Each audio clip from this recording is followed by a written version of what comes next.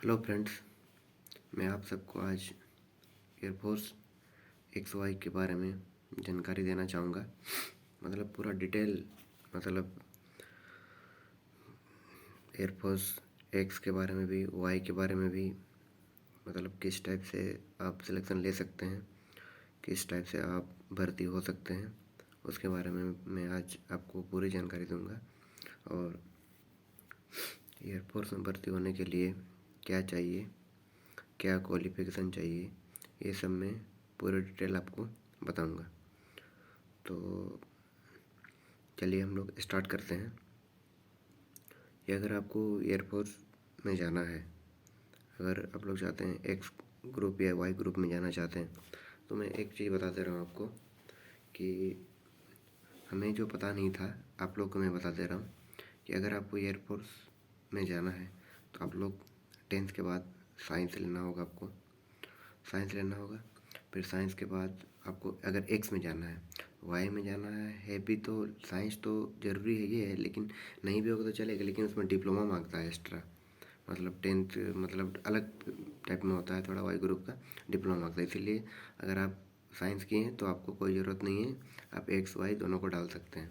अगर साइंस नहीं किए तो फिर एक्स्ट्रा उसमें डिप्लोमा मांगता है कि मतलब के बाद 10th के बाद अगर आप भर रहे हैं तो दूसरा स्ट्रीम से अगर आपने इंटर किया है तो इसीलिए वो चीज़ थोड़ा ये लेंदी पड़ जाता है। इसीलिए आप लोग कोशिश कीजिए कि एयरफोर्स में जाना है तो आपको पहले साइंस लेना होगा, और साइंस लेने के बाद उससे आपको इंटर करना होगा। और तो इसका फॉर्म देखिए, साल में 2 बार आता है एयरफोर्स XY का, और इसका उम्र होता है आपका 16.5-17 साल से लेके 21 साल तक। तो आप चाहिएगा तो इसको आराम से क्रैक कर सकते हैं। हाँ, और यहाँ अगर सिलेबस की बात करें हम लोग, तो सिलेबस में एक तरह से देखेंगे तो सिलेबस में आपका आएगा एक्स ग्रुप के लिए इंग्लिश, फिजिक्स, मैथ। ये अगर आप लोग इंटर में स्ट्रॉन्ग रखते हैं तो आपको एयरफोर्स में जाने से कोई नहीं रोक सकता है एक्स ग्रुप में। और वाई ग्रुप में आते हैं तो आपका थोड़ा सिलेबस हट के हो जाता है, कंपटीशन लाइन में आ जाता है कि एक्स ग्रुप मतलब देखिए, इंग्लिश तो रह गई, फिर इंग्लिश के बाद मतलब आपका जी के में रीजनिंग भी आ जाएगा, अर्थमेटिक मैथ भी आ जाएगा, सब आ जाएगा। तो इसीलिए मतलब 2 ही सब्जेक्ट लिखता है 2 ही सब्जेक्ट, इंग्लिश तो रह गई और जीके लिखता है, लेकिन जीके के अंदर वो डालता है, रीजनिंग को भी डालता है जीके के अंदर। आप और मतलब रीजनिंग को डालने के बाद जीके को तो डालेगा ही, रीजनिंग को भी डालता है, अर्थमेटिक मैथ को भी डालता है। तो इसीलिए हमारा 3-4 सब्जेक्ट हो जाता है। तो इस और साइंस को भी डालता है कभी कभी थोड़ा बहुत। तो इसीलिए आप लोग कोशिश कीजिए टेक्निकल ब्रांच का तैयारी कीजिएगा तो फिर आपके लिए बढ़िया रहेगा। उसमें सैलरी भी अच्छा खासा है एक ग्रुप मतलब वाई ग्रुप की तुलना में। और वाई ग्रुप में चाहते हैं तो आपको फिर मतलब उसमें थोड़ा गन वाला बात रहता है, उसमें सैनिक वाला रहता है, मस्त है बहुत। कोई वाई कोई ग्रुप चूज करता है, जिसको बंदूक चलाना पसंद हो वो लोग वाई ग्रुप चूज करते हैं। और एक ग्रुप का टेक्निकल काम है। और दूसरा, अगर सिलेबस तो मैं बता ही दिया, और मैं बता दे रहा हूँ कि एक ग्रुप में वैकेंसी भी ज़्यादा रहता है। तो आप लोग कोशिश कीजिए, मतलब एक ग्रुप वैकेंसी ज़्यादा रहता है वाई ग्रुप की तुलना में। और वाई ग्रुप में आपका सैलरी स्टार्टिंग मतलब 39-40 से होगा, 39-40 से होगा आपका सैलरी। और आपका उसके बाद 39-40 से स्टार्ट हुआ, उसके बाद आपका वो एक्स ग्रुप में थोड़ा ज़्यादा रहता है, लगभग 43 उस टाइप से स्टार्टिंग रहेगा, उस टाइप से होगा। उसके बाद धीरे धीरे बढ़ते रहता है। तो क्योंकि देखिए एक्स ग्रुप का तो थोड़ा बढ़िया अच्छा खासा सैलरी है, वाई ग्रुप में मतलब हल्का फुल्का सैलरी में अंतर रहता है। और उसके बाद अगर आप लोग चाहते हैं कि उसको करें तो अगर चाहते हैं कि अगर आपको ऑफिसर ट्रेड में जाना हो तो आप लोग ग्रेजुएशन के बाद एफकेट का तैयारी भी कर सकते हैं। तो एफकेट की तैयारी अगर करना चाहेंगे तो वो भी सेम टाइप में सिलेबस में जाएगा, लेकिन उसका हर मतलब क्वेश्चन इंग्लिश में ही रहता है, वो हिंदी में नहीं रहता है क्वेश्चन, मतलब इंग्लिश में ही रहता है। तो ये चीज़ आपको देखना होगा, उसके लिए थोड़ा इंग्लिश बढ़िया से करना होगा। और एयरफोर्स में सेलेक्ट होने के बाद आप फिजिकल दिए, फिजिकल के वाई ग्रुप के लिए फिजिकल देने के बाद आपका मतलब जीडी होता है, ग्रुप डिस्कशन।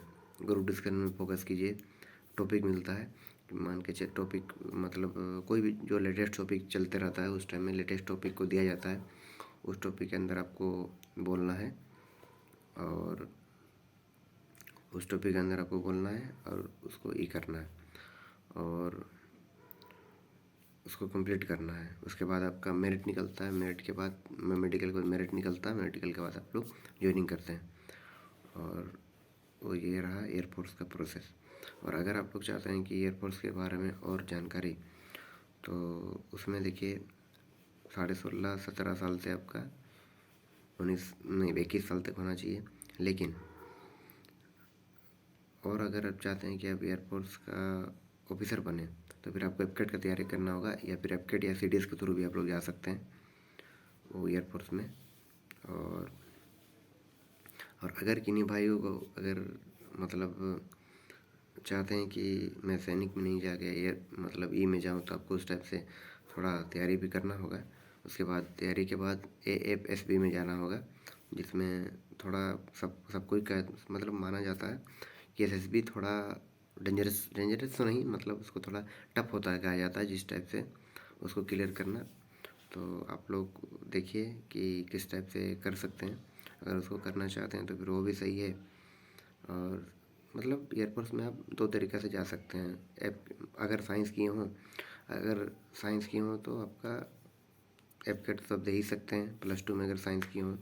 बाद में ग्रेजुएशन में आप कुछ भी लेते हो उससे मैटर नहीं करता है, लेकिन आपको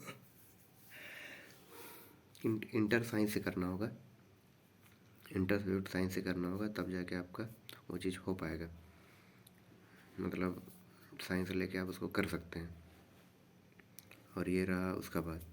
और अगर आप लोग चाहते हैं कि दूसरा मतलब ऑफिसर के लिए में वैसे एफकेट भी बेस्ट है, एफकेट भी बढ़िया है, उसमें कोई दिक्कत नहीं है। लेकिन वही थोड़ा अपर लेवल में जाइएगा तो थोड़ा अपर लेवल का मेहनत भी करना पड़ता है, तो इसीलिए आपको उसमें इंटरव्यू से गुजरना पड़ेगा AFSSB से। तो उसको करने के बाद आप लोग उस उधर सोच भी सकते हैं, कर भी सकते हैं। और एक चीज़ एयरफोर्स के बारे में क्या बताऊँ, ठीक है, मैं अभी तो एयरफोर्स का बता ही दिया। अगर आप लोग चाहते हैं, अगर आप लोग को डाउट लगता है कि कुछ अगर आपको डाउट है तो फिर आप लोग बोलिएगा, मैं उसको तो, मतलब हो सके तो अगर हमसे कुछ छूट गया हो, मैं लगभग तो सब चीज़ बता ही दिया और वैसे कुछ तो रहा नहीं। और एग्ज़ाम के लेवल अगर बोलते हैं तो, और मैं इसके बाद तो नेवी का वीडियो डालूँगा, उसमें भी देख सकते हैं। नेवी SSR का भी डालूँगा और नेवी MR का भी डालूँगा, मतलब सबका सेपरेट वीडियो कर दूँगा, इसीलिए आप लोग देखिएगा तो फिर सही रहेगा। तो और देखिए, और एयरफोर्स का भी एक चीज़ बता दे रहा हूँ, नवंबर का फर्स्ट वीक से फॉर्म फिलअप स्टार्ट है। फॉर्म फिलअप नहीं, मतलब फॉर्म भरना स्टार्ट है, तो आप लोग इस चीज़ को थोड़ा ध्यान दीजिए। नवंबर से आपका फॉर्म फिलअप स्टार्ट है, इस चीज़ को थोड़ा बढ़िया से ध्यान दीजिएगा, तो फिर आप लोग को क्या पता इसी बार में आपका हो जाए। अगर इस बार इंटर आप लोग पास किए हैं तो फिर हो सकता है आपका इसी बार हो जाए। और इसके बाद मेरा नेक्स्ट वीडियो आएगा, कोई दिक्कत नहीं आपको।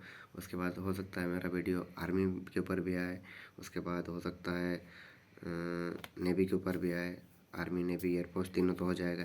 फिर मैं अगर बता दूंगा, अगर कहीं नहीं होता है तो फिर आपका लास्ट चांस फोर्स में जाने के लिए फिर मैं बताऊंगा इंडियन कोस्ट गार्ड, समझ रहे हैं, वहाँ तक मैं जाऊँगा, कोस्ट गार्ड तक जाऊँगा। फिर नेवी का मैं 2 पोस्टों के बारे में बताऊँगा आपको, नेवी MR, नेवी SSR, ये सब पोस्ट बताऊँगा। उसके बाद अगर आपको फौजी बनना है तो उसके बाद मैं SSC GD के ऊपर भी आऊँगा, SSC GD मतलब वो तो अगर आप लोग एयरफोर्स एक्स वाई का तैयारी अगर करते हैं तो उसको तो आप रोन ही दीजिएगा, क्योंकि आप लोग अगर वाई ग्रुप का तैयारी करते हैं, देखिए एयरफोर्स एक्स बस अलग है। एयरफोर्स एक्स और इंडियन कोस्ट गार्ड का मतलब नाभिक जीडी का सिलेबस अलग है, बाद बाकी सब एक ही है। मतलब अगर नेवी एसएसआर में जा रहे हैं तो आपको रीजनिंग में, अर्थमेटिक में मतलब से भी गुजरना पड़ेगा, और किसी में भी जा रहा हूँ। लेकिन हाँ, एयरफोर्स एक्स में मतलब 12 लेवल का सिलेबस आता है, जो मतलब एक तरह से बोलें तो आपका 12 का मैथ कैलकुलस हुआ, 12 का फिजिक्स हुआ, 12 का इंग्लिश। और इंडियन कोस्ट गार्ड का जो जीडी होता है, जिसमें उसको भी मतलब उस वो भी उसी में आता है। तो लेकिन ये चीज़ आप लोग थोड़ा देखिएगा। लेकिन अगर आप लोग वाई ग्रुप का तैयारी कीजिएगा, एयरफोर्स वाई ग्रुप का, और नेवी एसएसआर का तैयारी कीजिएगा, और नेवी एए का तैयारी कीजिएगा, तो देखिए नेवी एए का थोड़ा मैं मतलब आपको शेड्यूल बताऊंगा, इस इन दोनों में अंतर बताऊंगा। देखिए अंतर में अगर आप लोग जाइएगा तो फिर वो नेवी में बताऊंगा। देखिए अंतर इसमें इतना ही है बस कि नेवी एसएसआर और नेवी एए में, कि नेवी एसएसआर और नेवी एए डबल ए में, उसमें पोस्ट प्रेफरेंस चूज करना होता है। कि पोस्ट प्रेफरेंस चूज करना पड़ता होता है कि नेवी एए में आपको जाना है, डबल ए में आर्टिफिशियल अपेंडिक्स में और एसएसआर में। तो एए में जाना है तो आपको बहुत ज़्यादा मार्क लाना पड़ेगा, और उसके प्रेफरेंस भरने मिलता है। आप किसको पहले प्रेफरेंस दे रहे हैं, एसएसआर को या फिर डबल ए को। डबल ए को भरिएगा तो अगर आप अच्छा मार्क आएगा तो डबल ए मिल जाएगा, और अच्छा मार्क नहीं रहा, अगर कटअप पार किए तो फिर भी आपको एसएसआर तो मिल ही रहा है। तो लेकिन सिलेबस इसमें भी वही है, arithmetic, math, reasoning, GK. SSR में वही है, समझ रहे हैं ना, इंग्लिश है, उस टाइप से ही। लेकिन एयरफोर्स एक्स ग्रुप में आपका वो चीज़ आ जाता है, क्या बोलूँगा मैं, एयरफोर्स एक्स ग्रुप में वो आपका क्या बोलूँ, एयरफोर्स एक्स ग्रुप में आपका वो मतलब टेक्निकल आ जाता है, टेक्निकल चीज़ आ जाता है। और उसके बाद नेवी एसएसआर में भी उस टाइप से, एसएसआर में तो मैं एसएसआर का एग्ज़ाम दिया था, तो एसएसआर में भी उस टाइप से ही है।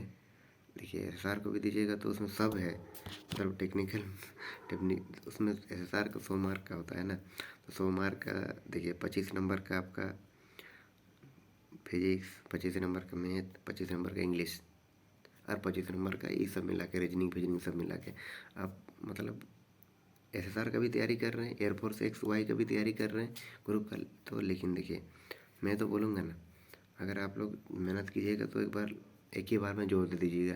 एयरफोर्स एक्स प्लस वाई दोनों का तैयारी कीजिएगा तो आपका नेवी एसएसआर ए दोनों कवर हो जाएगा, इंडियन कोस्ट गार्ड भी कवर हो जाएगा, समझ रहे हैं।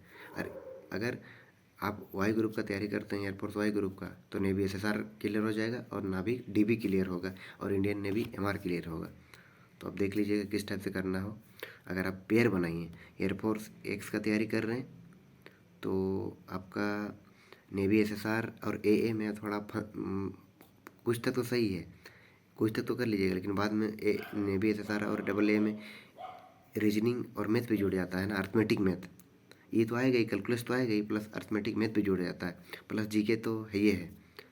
तो अगर अब इसलिए थोड़ा सोच लीजिएगा इस विषय में, कि अगर आप चाहते हैं कि कैलकुलस को लेके, इंग्लिश को लेके, और 12 का फिजिक्स को लेके, प्लस अर्थमेटिक मैथ को लेके, रीजनिंग को लेके, जीके को लेके अगर आप लोग चल पाइएगा तो फिर तो आपके लिए बहुत बढ़िया है। आपको तीनों में से कोई ना कोई तो मिल ही जाएगा, या एयरफोर्स मिले, नेवी मिले, या इंडियन कोस्ट गार्ड मिले, समझ रहे हैं, कोई ना कोई तो आपको मिल ही जाएगा, समझ रहे हैं ना। तो इसीलिए आप उसको सोचिए थोड़ा किस टाइप से करना है। और अगर वाई ग्रुप का भी तैयारी करते हैं तो अगर आप जैसे कि अर्थमेटिक मैथ में आपका प्रॉफिट लॉस, टाइम, डिस्टेंस, ये सब आता है, उसको पढ़ते हैं, जीके पढ़ते हैं, रीजनिंग पढ़ते हैं, तो फिर भी तो आपका एसएससी जीडी कंप्लीट होगा, एसएससी जीडी कंप्लीट होगा, इंडियन नेवी एमआर कंप्लीट होगा, इंडियन नेवी एसएसआर तो कंप्लीट आधा होगा, क्योंकि आधा तो 12 लेवल का भी सिलेबस पूछता है ना उसमें। तो सिलेबस को थोड़ा जांच लीजिए, बढ़िया से जांच लीजिएगा, तब जाके होगा। मैं आपको फिर से बता दे रहा हूँ, इंडियन नेवी एसएसआर का syllabus 12 math calculus, 12 English, English मतलब जो जनरल रहता है इंग्लिश, और 12 physics, plus arithmetic math, profit loss, ये सब जो होता है परसेंटेज, वो सब profit loss, reasoning, GK. Indian air force x group का 12 का कैलकुलस प्लस 12 का फिजिक्स प्लस 12 का इंग्लिश, मतलब इंग्लिश तो नॉर्मल जनरल हो ही रहता है, बस 3 ही सब्जेक्ट 12 का। और अगर एयरफोर्स वाई ग्रुप में करना चाहते हैं तो अर्थमेटिक, मैथ, प्रॉफिट लॉस, वो सब, रीजनिंग, जीके, बस वही हो गया। मतलब बटा हुआ है, एयरफोर्स एक्स और वाई बटा हुआ है अलग अलग में, और नेवी एसएसआर और एए अलग अलग में नहीं बटा हुआ है, वो सेम है। तो इसीलिए अगर आप नेवी एसएसआर का तैयारी करना चाहते हैं ना, नेवी एसएसआर का, तो फिर आपको एयरफोर्स एक्स प्लस वाई दोनों का तैयारी करना पड़ेगा। और आप चाहते हैं कि अब हम नेवी का ओनली तैयारी करेंगे, तो फिर तो आपका कुछ होगा ही नहीं। नेवी की तैयारी करके फिर भी तो आपको घुसना ही पड़ेगा ना एयरफोर्स एक्स वाई में, क्योंकि अलग, हाँ आप चाहते हैं कि ओनली हम एयरफोर्स एक्स का ग्रुप तैयारी करें, तो फिर कोई दिक्कत नहीं है। एयरफोर्स एक्स का ओनली तैयारी करें तो फिर कोई दिक्कत नहीं। आप 12 का कैलकुलस पढ़िए, मैथ पढ़िए, इंग्लिश पढ़िए, फिजिक्स पढ़िए, आपका हो जाएगा। आप चाहते हैं कि हम वाई में भी, नेवी एसएसआर में भी दौड़ें, तो आधा 50% तो 70% तो कवर कर लीजिएगा, लेकिन बाद में फिर अर्थमेटिक, मैथ, जीके ये सब भी जुड़ता है ना, थोड़ा डिस्कशन कर लीजिएगा। वैसे कोई बात नहीं, मैं तो दोबारा वीडियो अभी बनाऊंगा ही, नेवी का भी कोर्स काट के भी सबका बनाऊंगा, तो आप उसको देखिएगा। अगर आपका डाउट क्लियर नहीं हुआ हो तो मैं अभी तो बना ही रहा हूँ, तो ठीक है, मैं इसका सेपरेट सेपरेट वीडियो बना रहा हूँ। अभी आपका एयरफोर्स का आ गया, अभी तो मैं इस पर नेवी का बनाऊँगा, नेवी के बाद आपका आर्मी का बना दूंगा, फिर इंडियन कोस्ट गार्ड का बना दूंगा। ठीक है दोस्तों, अब समय है इसलिए मैं बना पा रहा हूँ। चलिए फिर मैं आपका नेवी में मिलता हूँ, आइएगा। और सभी लोग नेवी का जानकारी लेने भी आइए।